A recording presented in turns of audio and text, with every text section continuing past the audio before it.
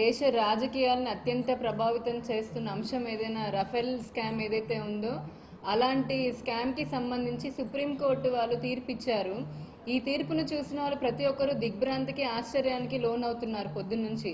ఎందుకు అని అంటే 30,000 కోట్ల పైగా స్కామ్ జరిగింది అని చెప్పని ఏదైతే ఆరోపణ చేసి సుప్రీంకోర్టు వరకు వెళ్ళిన తర్వాత ఈ రోజున సుప్రీంకోర్టు ఇచ్చిన తీర్పును గనక మనం పరిశీలించి చూస్తే అసలు ఈ భారతీయ జనతా పార్టీ నాయకత్వం ఏదైతే ఉందో అధినాయకత్వం వాళ్ళు ఆఖరికి సుప్రీంకోర్టు లాంటి అత్యున్నత న్యాయస్థానాన్ని కూడా పక్కదోవ పట్టించే తీరులో వాళ్ళు కోర్టును కూడా పక్కదోవ పట్టించారని చెప్పని మనం అందరికీ అంటే అనుకోవచ్చు.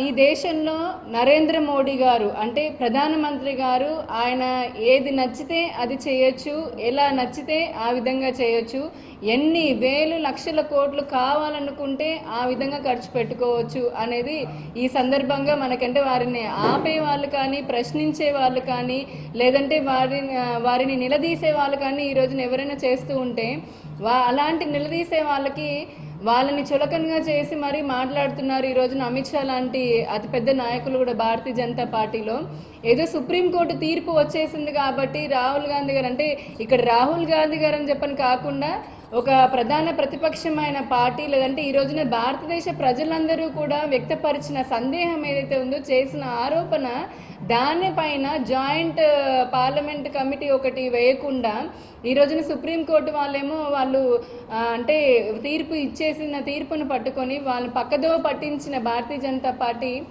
ఈరోజు జాయింట్ పార్లమెంట్ కమిటీని వేసి పార్లమెంటు ముందు అలాగే ప్రజలందరి ముందు కూడా ఆ నిజాన్ని నిరూపించుకోవాల్సిన ఆవశ్యకత ఎంతైనా ఉంది. ఏదో కోర్టు తీర్పు ఇచ్చేసింది కాబట్టి కోర్టు వారు మేము జోక్యం చేసుకోవాల్సింది ఏమీ లేదు అని చెప్పని అనంత మాత్రాన ఇక్కడ భారతీయ జనతా పార్టీ అంటే నరేంద్ర మోడీ గారు అమిత్ షా గారు అవినీతికి పాల్పడలేదు అని చెప్పని అనుకోవడము ఏమాత్రము మంచిది కాదు. ఖచ్చితంగా ఈ రోజున ప్రతి ఒక్కరు కూడా అంటే తెలుగుదేశం పార్టీ కూడా మేము ముందు నుంచి అంటున్నట్టుగానే మళ్ళీ ప్రశ్నిస్తున్నాము. జాయింట్ పార్లమెంట్ కమిటీ ఏదైతే ఉందో దాన్ని భారతీయ జనతా పార్టీ వాళ్ళు వేయాలి. వాళ్ళకి ఏంటి భయము? వాళ్ళకి గనక ఇప్పుడు నిజంగా వాళ్ళు అవినీతి చేసి లేకపోతే వాళ్ళకి భయం ఏముంది? జేపీసీ వేయొచ్చు కదా. అలా వేయకుండా ఏదో కోర్టు ఇచ్చిన తీర్పును చేస్తూ మళ్ళీ కూడా ఈ దేశ ప్రజలని ఇంకొకసారి మోసం చేయాలని చెప్పని ప్రయత్నిస్తూ ఉన్నారు వాళ్ళు. కానీ దేశ ప్రజలంతా ఇప్పుడు 5 రాష్ట్రాల్లో దేశ ప్రజలు బుద్ధి చెప్పారు. అన్ని కోట్ల మంది కూడా వాళ్ళకి మొన్న రీసెంట్గా జరిగిన ఎలక్షన్స్ రిజల్ట్లో బుద్ధి చెప్పి కొన్ని రాష్ట్రాల్లో కనీసం 1 సీటుకి పరిమితం చేసిన సందర్భంలో కూడా అదే భారతీయ జనతా పార్టీ వాళ్ళు మళ్ళీ నిస్సిగ్గుగా మాట్లాడుతున్నారు రాఫెల్ గురించి లేదంటే మిగతా మన తెలుగుదేశం పార్టీ గురించి కూడా. మురళీధర్ గారు ఆయన కొన్ని కామెంట్స్ చేశారు తెలుగుదేశం పార్టీ గురించి అలాగే మా జాతీయ నాయకుడి గారి గురించి. అయ్యా ముందు మా పార్టీ ఎక్కడ పోటీ చేస్తుంది, ఎన్ని స్థానాలు వచ్చిందనే దానికంటే ముందు మీ పార్టీ డిపాజిట్లు కూడా రాకుండా చాలా చోట్ల ఎలాంటి దుస్థితికి ఈ రోజున దిగిపోయిందనేది మీరు ఆలోచించుకొని మా పైన విమర్శిస్తే బాగుంటుంది. అలానే ముందు తెలుగుదేశం పార్టీని ఏపీలో ప్రజలు ఆదరిస్తారో లేదో అనేది ప్రజలు చూసుకుంటారు. మేము ఇచ్చిన హామీలు 100కి 100% చేశాము, అభివృద్ధితో ముందుకెళ్తున్నాము. కానీ ఇదే మీ భారతీయ జనతా పార్టీ ఇదే పార్లమెంటు సాక్షిగా ఇదే నరేంద్ర మోడీ ప్రధానమంత్రి గారు ఇన్నిసార్లు కూడా ఇచ్చిన హామీల్ని వాళ్ళు వదిలేసి ఈ రోజున ఈ రాష్ట్రంలో అసాంఘిక శక్తులని అంటే కొన్ని రాజకీయ పార్టీలు ఏవైతే ఉన్నాయో వాళ్ళతోటి కలుపుకొని మీరు ఈ రాష్ట్ర ప్రజల్ని ఇంకా కూడా మోసం చేస్తూనే ఉన్నారు. మీరు మమ్మల్ని విమర్శించే ముందు మీరు ఈ రాష్ట్రానికి చేసిన అభివృద్ధి అలాగే ఇచ్చిన హామీల పైన శ్వేతపత్రం మీరు రిలీజ్ చేసి మాట్లాడితే బాగుంటుంది. నిన్న పార్లమెంట్లో అడిగిన దానికి కూడా ఈ రాష్ట్రానికి ఆంధ్రప్రదేశ్ రాష్ట్ర విభజన చట్టం 2014 కింద ఇచ్చింది ఇప్పటి వరకు 14,191 కోట్ల చిల్లరేదో ఆ ఫిగర్కి దగ్గరలో మాత్రమే రిలీజ్ చేశామని గవర్నమెంట్ సాక్షాత్తు పార్లమెంట్లో అలాగే కేంద్ర ప్రభుత్వము నిర్ధారించడం కూడా జరిగింది. ఇకనైనా భారతీయ జనతా పార్టీ వాళ్ళు ఇంటింటికి ఇప్పుడు బీజేపీ అని వెళ్తున్నారు. మీరు ఒకసారి ఇంటింటికి బీజేపీ అనేది వచ్చినప్పుడు ప్రజలు మీరు ఇదే అడిగితే ఏం సమాధానం చెప్తారో రెడీగా ఉండండి. ఇకపోతే ఇక్కడ మన వైసీపీ వాళ్ళు మల్లాది విష్ణు గారు అలానే కోన రఘునాథ్ గారు వీళ్ళంతా కూడా ఒక అర్చక స్వామి మరణం గురించి టీడీపీ పార్టీ పైన విమర్శలు తీవ్ర స్థాయిలో వాళ్ళు చేస్తూ ఉన్నారు. ఇదే వైసీపీ వాళ్ళని లేదంటే ఇప్పుడు మాట్లాడే వాళ్ళందరినీ కూడా మేము సూటిగా ప్రశ్నిస్తున్నాను. మరి రాజశేఖర్ రెడ్డి గారు లేదంటే ఇప్పుడు మన వైఎస్ జగన్మోహన్ రెడ్డి గారికి అంటే మీకెందుకు ఇలాంటి ఆలోచనలు రావు? మరి ఇంతకు ముందు ఎప్పుడైనా స్వాతంత్రం వచ్చిన తర్వాత బ్రాహ్మణుల సంక్షేమం కోసము ఎవరైనా పట్టించుకున్నారా? లేదు కార్పొరేషన్ పెట్టారా? అలా పెట్టకుండా చంద్రబాబు నాయుడు గారు ఈ రాష్ట్రంలో బ్రాహ్మణులకి చాలా సమున్నతమైన స్థానం కల్పించి వారికి కార్పొరేషన్ అని పెట్టి ఇప్పటికీ 285 కోట్ల పైచిలకు నిధులను కూడా విడుదల చేసి 1,79,000 మందికి పైగా బెనిఫిషరీస్ అంటే లబ్ధి చేకూర్చారు లబ్ధిదారులకి. ఆ కుటుంబాలు మొత్తం ఎంతో సంతోషంగా ఈ రోజున యావత్ బ్రాహ్మణ సమాజం మొత్తము తెలుగుదేశం పార్టీకి పట్టం కడుతున్నారు. అది వీళ్ళు చూసి కడుపు మండి ఒక పర్సనల్గా అంటే ఒక బ్రాహ్మణుడు చనిపోయిన దగ్గరికి వీళ్ళు వెళ్ళి ఇప్పుడు ప్రాంతీయంగా అంటే వర్గాల మధ్య చిచ్చు పెట్టడానికి వైసీపీకి మొదటి నుంచి అలవాటైపోయిన పనిలాగా తయారైంది. ఇప్పుడు ఈ హత్యని వంకగా చూపించి మళ్ళీ వర్గాల మధ్య కమ్యూనిటీస్ మధ్య వీళ్ళు చిచ్చుని రేగొట్టాలని చెప్పని అంటే రగల్చేయాలని చెప్పని చూస్తున్నారు. ఇది బ్రాహ్మణ సమాజంతో పాటు మిగతా అందరూ కూడా ఈ రాష్ట్ర ప్రజలు గమనిస్తూనే ఉన్నారు.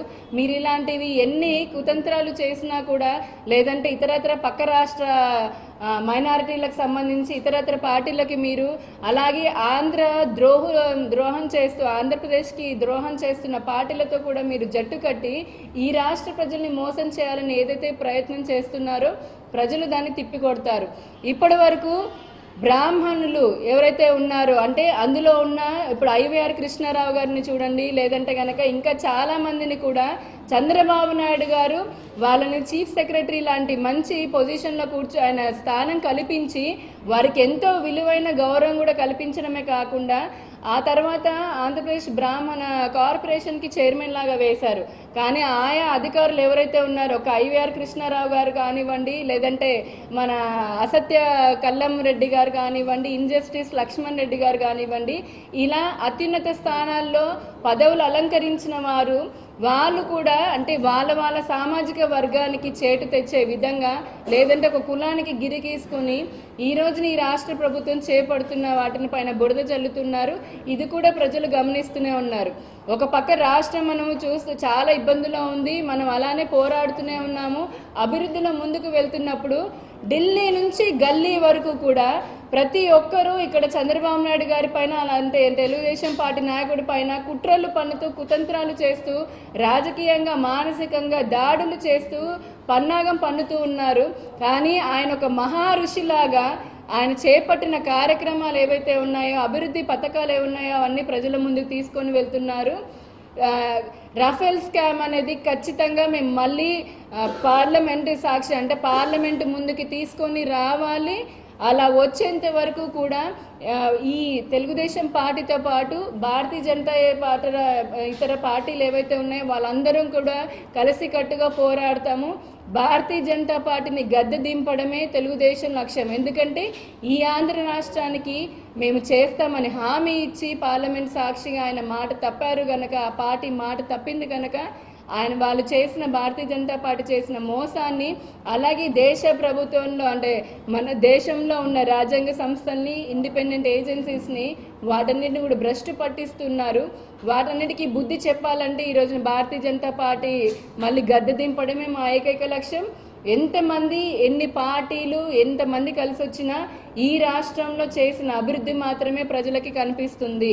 అలానే వైసీపీ వాళ్ళకి మళ్ళీ ఒకసారి చెప్తున్నాము, మీరు వర్గాల మధ్య ప్రాంతాల మధ్య కులాల మధ్య చిచ్చు పెట్టాలని చెప్పని ఏదైతే చేస్తున్నారో ఆ పన్నాగం అంతా ఆ సామాజిక వర్గాలకి బాగా తెలుసు. మీరెంత కుట్ర పనినా కూడా యావత్ బ్రాహ్మణ సమాజం మొత్తము చంద్రబాబు నాయుడు గారికి ఆశీర్వాదం తెలుపుతూనే ఉన్నారు.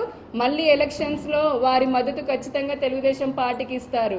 ఇకపోతే వ్యవస్థల్ని చంద్రబాబు నాయుడు గారు దుర్వినియోగం చేస్తున్నారని కూడా వైసీపీ వాళ్ళు ఆరోపించడం జరిగింది. వ్యవస్థల్ని అలాగే అధికారుల్ని దుర్వినియోగము లేదంటే ఉపయోగించుకోవడము వైసీపీ వాళ్ళకి అంటే రాజశేఖర రెడ్డి గారి హయాంలో జరిగినంతగా ఇంకెవరికి తెలియదేమో. అక్కడ మోడీ గారికి చెల్లితే ఇక్కడ వారి హయాంలో జరిగింది.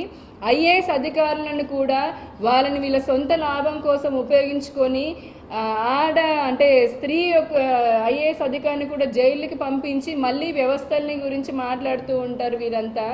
మీలాగా అవినీతి బురదలో కూరుకుపోయి అవినీతిలో రాష్ట్రాన్ని మొదటి స్థానంలోకి తీసుకుని వెళ్ళే పద్ధతి చంద్రబాబు నాయుడు గారికి తెలుగుదేశంకి లేదు. తెలుగుదేశం అధికారంలోకి వచ్చిన తర్వాత చంద్రబాబు నాయుడు గారు అవినీతి రహిత రాష్ట్రంలో 3వ స్థానంలో నిలబెట్టారు. ప్రజలే మీకు తగిన బుద్ధి చెప్తారు. మీరు ఈ పార్టీలన్నీ కలిపి ఆంధ్ర రాష్ట్రానికి ద్రోహం చేస్తున్న పార్టీలతో కనుక మీరు వెళ్తూ ఉంటే మీకు ఏ రీతిలో బుద్ధి చెప్పాలో ప్రజలు నిర్ణయిస్తారు 2019 ఎలక్షన్లో. వార్తావాణి న్యూస్ ఛానల్ ఎప్పటికప్పుడు రాజకీయ, సినీ విశేషాలు, స్పోర్ట్స్ మరియు సాంకేతిక పరమైన మరెన్నో విషయాలను మన ముందుకు తెస్తుంది. మరింత సమాచారం కొరకు వార్తావాణి న్యూస్ ఛానల్ ని సబ్స్క్రైబ్ చేయండి.